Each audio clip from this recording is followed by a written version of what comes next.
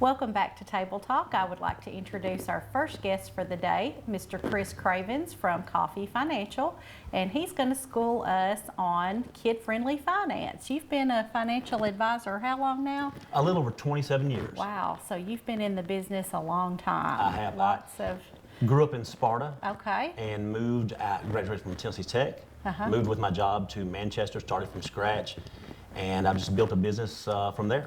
So you're all over our service territory then. Well, from now we have got locations anywhere from Winchester all the way to Lafayette in Middle Tennessee, so we've got about 30 locations, yes. Wow, that's awesome. Yeah.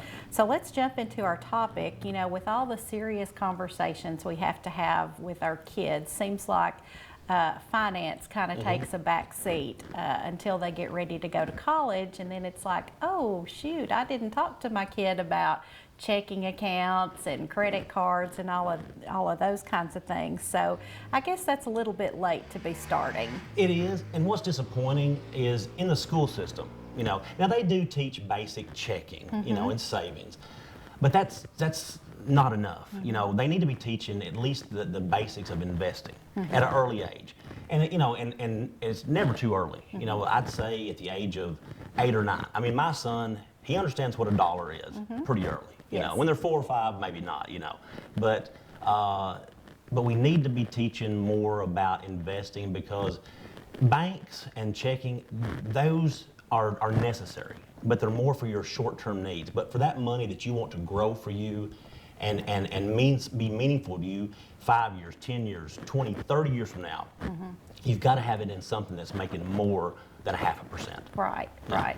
So it's a lot bigger than just your basics. But what age do you start really talking to your kids about finance? You know, it's a whole array of things. I would start instilling savings and investing in them probably at age 6 to 8. But not only that, but not just the saving side of it, but the spending side. You know, that it's just as important how to control your spending and plus building that credit. So when you do, even at an early age, if they have a part-time job. I mean, I had a part-time job at Walmart when I was 16 years old, okay? One of the best jobs ever to start and to learn from.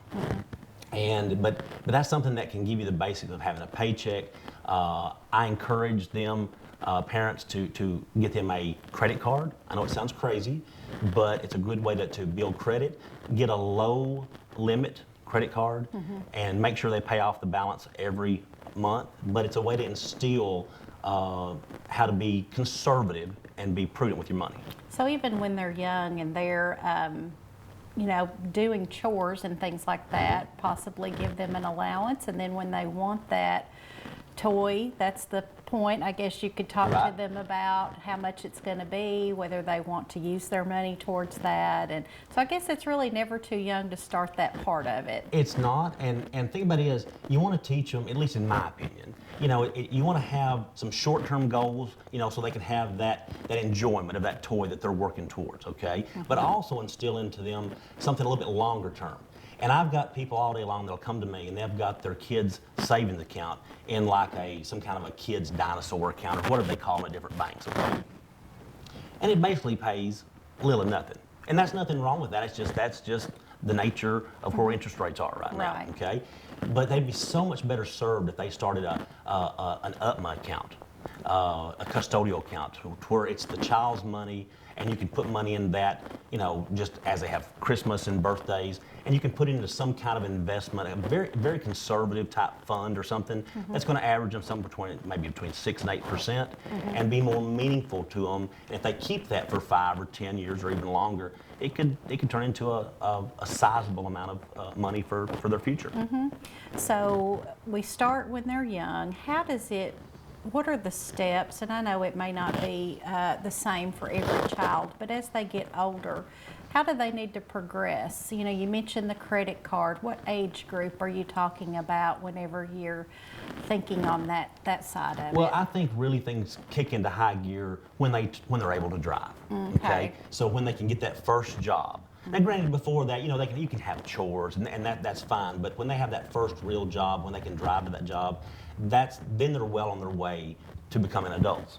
Okay, so I think when they turn 16, you really got to be on top of that. You've got to instill in them a sense of responsibility, how to manage their money, but not just take every penny of it and take it down to the bank.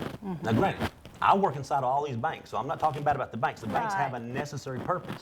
But for some of that money, it does not need to be in a savings account. It needs to be in some kind of a conservative fund, a mutual fund, that's going to grow for them and be more meaningful. Right, that when they go to college or whatever they're going to use their nest egg for, it's sizable for them. And parents, there's two basic types of investment accounts to save for college. There's the UTMA account, which is just a custodial account. The parent or grandparent or anybody, a relative, can put money in for the child. It is the child's money. But the custodian, which is typically the mother or father, stays in control of how that money is used until age 21 or 25, whichever one they choose, okay? So that money can be used for school, it can be used for a car, it can be used for a new home purchase, whatever, okay? Then there's 529 plans. And these are plans that you can put in up to something like $200-something thousand into. And these accounts grow tax-free, and it's not just for that child. If for some reason that child gets a scholarship, they can change it to another child to use that money for. Or if for some reason none of the children need it, the owner, the parent who put the money in, can revert that money back to themselves, and they would pay the taxes on the gain and a 10% penalty on the earnings, but still that money could be brought back to them if they didn't need it. Where a custodial is irrevocable. When you put in the child's name, it's always the child's money. That's right. Right. Yes. So you mentioned the two different types of college accounts. That sounds like it can also be beneficial for the parents as what you might think of as like a tax break. Well, especially, on the, both of them, because the 529, it grows completely tax-free, no matter how much money you make, as long as it's used for higher education, okay? And the UTMA account, the custodial account, it's taxable every year, but unless someone drops a lot of money into it, a child, because it is actually the child's money, a child can make a decent amount of money without paying any taxes. So for quite some time, the account, depending on the size, could be virtually tax-free. Right, right, okay. So, we talked about credit cards. What age I had never really thought about, probably while they're still under my wing, doing the credit card with the low balance, maybe $100 or something like that. When would you do that? Well, had you rather do it when they're under your wing or when they're gone? Definitely under the wing. 'Cause I've heard horror stories when people have gone to college. Oh, yes. And then mom and dad gets a bill for $5,000 or $6,000, So I think it's better to start them. Now, I don't know exactly legally when, I guess with the parents' approval, you could start one maybe about any time. Right. Because they're basically co-signing for it, But I would say at 16, when they're old enough to drive and have a job, that'd be a great time to get them a credit card with maybe a $500 limit on it or something like that. Right. But teach them how to use it and not abuse it. Right. Oh, I can remember in college, the credit card people would be sitting there on campus, and we were just like probably little moths to the light, I guess. Right. They really count on that. And most people at that point, back in the 90s, we had no clue what we were doing. Right. You just sign up and, where'd that $500 bill come from? Right. So if you teach them young, at least when they get there, they'll know how to use it responsibly. Right. Better to them go into college with that knowledge. Right. So, how much responsibility should we give them, in high school and then in college with their money? Well, I think the sooner you turn some responsibility over to them, the sooner they will become more responsible. Okay. It's just that, for example, when I bought my first car, my parents did it the right way.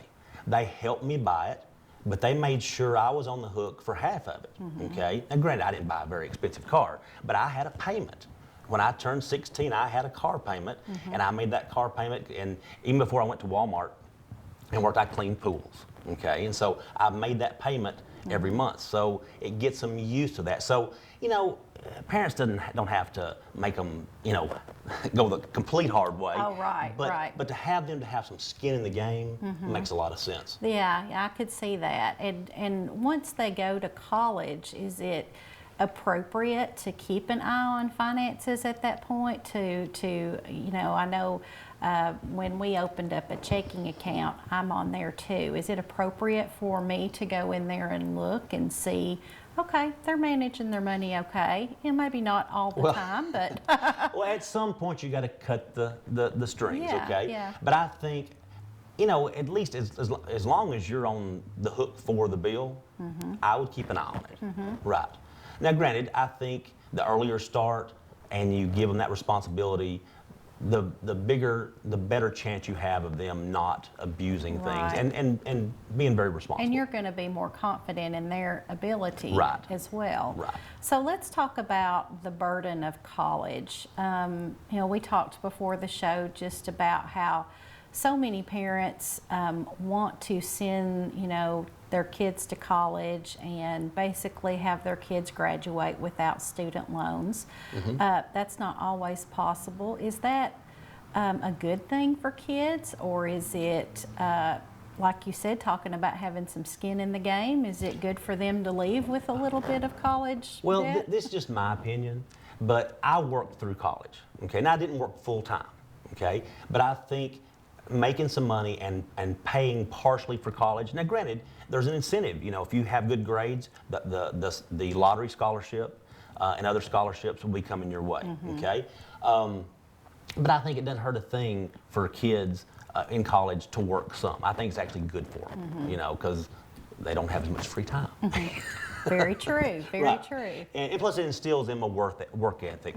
Because what I see a lot with the younger people coming up, it doesn't seem they have the work ethic that the older generations had. So I don't know where the disconnect is, but I think if they're given responsibility, I think they learn that, and they are fortunate, and they appreciate when you turn some things over to them. Well, right, I know, there's usually points where they're in the dorm, and then as they move into their apartment, there may be opportunities for them to pay their electricity or part of Right. their rent, or maybe they're just responsible for buying their books, but there's some things Well, and they in have there. more of a self-worth if they feel like they're contributing to, instead of just living on mom and dad. Right, right. But also, in the state of Tennessee, there's a great program, and I'm sure most people know about it, is that, you can go to Motlow for free, basically. I don't know all the details, but it's basically for free. And, the first 2 years of college are basically your basic English and those kind of, that everybody takes. So why not get basically a free ride the first 2 years, then all those credits transfer to any other state school, whether it be UT or Tech or MTSU or whatever, and then that's where you kind of find out what your major is. So it's a good way to cut the cost. So many kids and parents have really wised up. Years ago, you wanted the kid to have the experience, but it's just kind of silly not to take advantage of the free college. I mean, that's just less debt they're going to have to take on. And guess what? Wherever you transfer to, that last 2 years, that's what your diploma says anyway. So it's not like, Motlow is a great school, okay? But it's where you end at is what your diploma is going to say. Right, Yeah. right. So what is, we're going to kind of wrap things up here. What is, in the final words of wisdom from Chris Cravens, what's the most important thing you could tell your parent to, or a parent to instill in your child, about money? I think the most important thing is to instill for them to save and invest early, because it's not money that makes you money, it's time that makes you money. So if you've got a child, I opened my first brokerage account when I was in college, okay? So if you've got a child who can start putting money away into a custodial account, even when they're 10, 12, 15, mom and dad help them with that, okay? And then when they get their first job, start putting money into that.